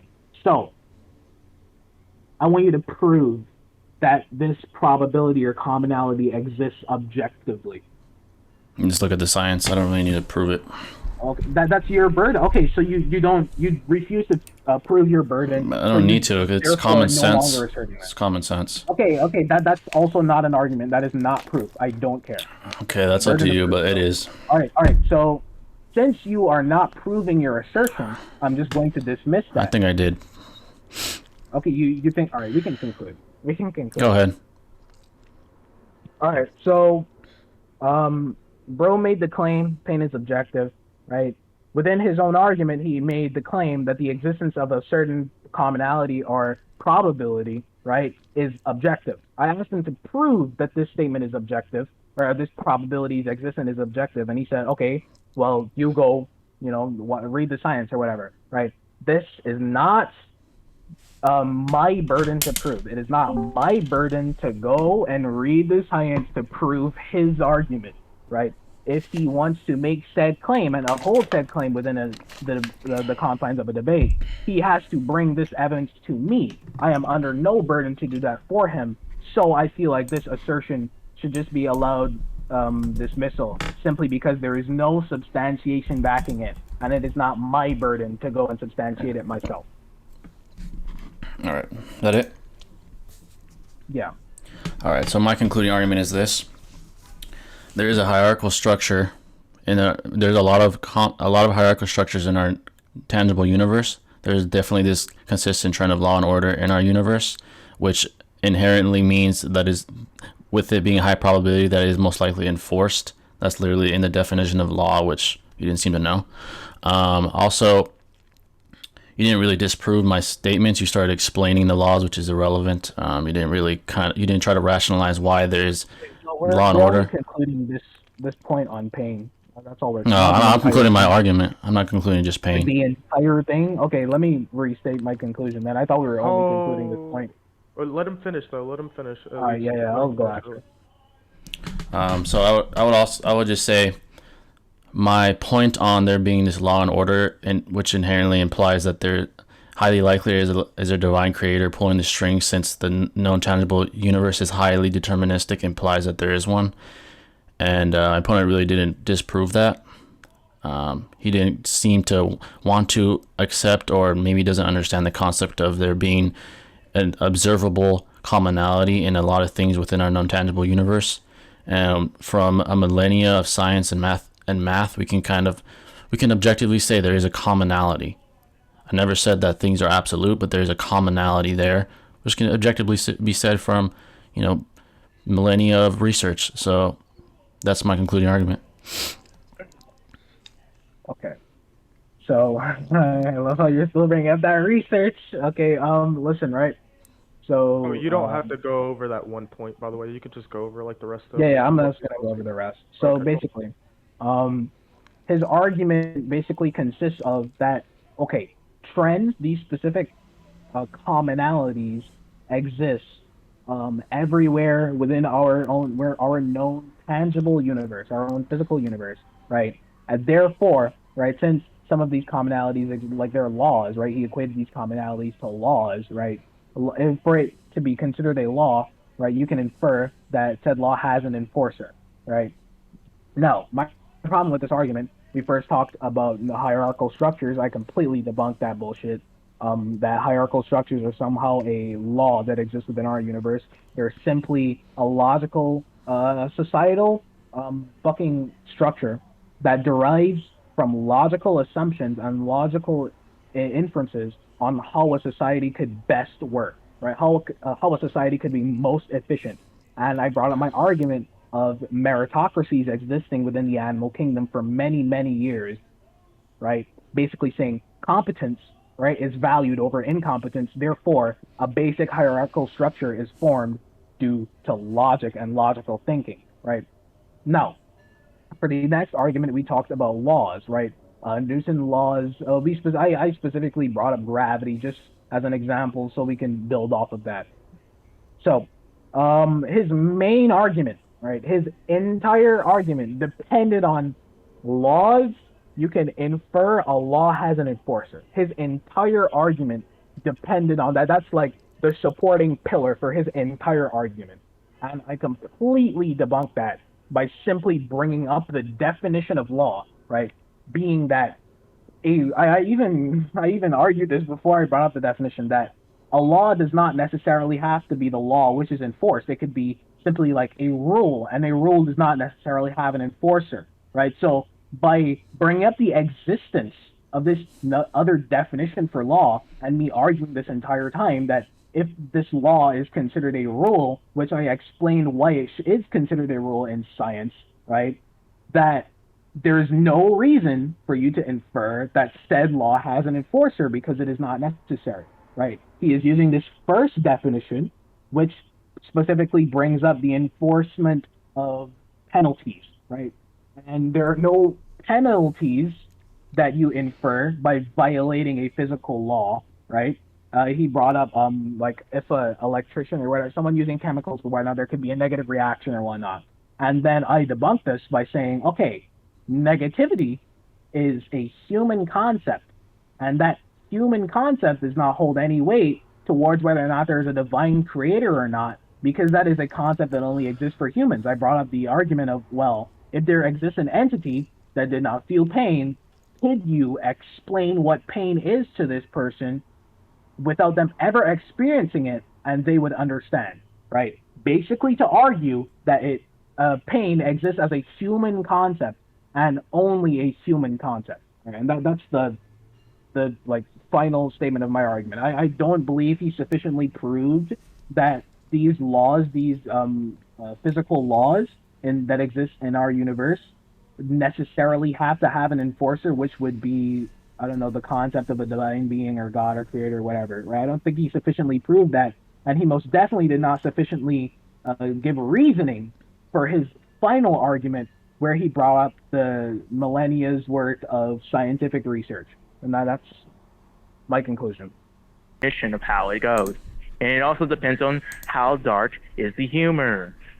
I would say, yeah, are traps gay? I mean, I think there's relative levels of being homosexual. I would say that someone that is with a trap is like not full on bred homosexual compared to someone who's like fucking a dude, but I would say they are. Well, here's the thing. Here's the thing, Jay. Here's the thing. Because this is internal and external recognition, so only you can only validate and just say, like, for example, if I was to be doing that, I would just say, I would just like see that as like me not being gay. Like that's like you're the only one that can actually say for like what it is and everything, because internally you're like, because of like, and not only this, but because of like the heterosexuals like stuff that just goes in the brain and everything is like giving signals and saying like this is actually straight and everything. So yeah, it would actually be straight.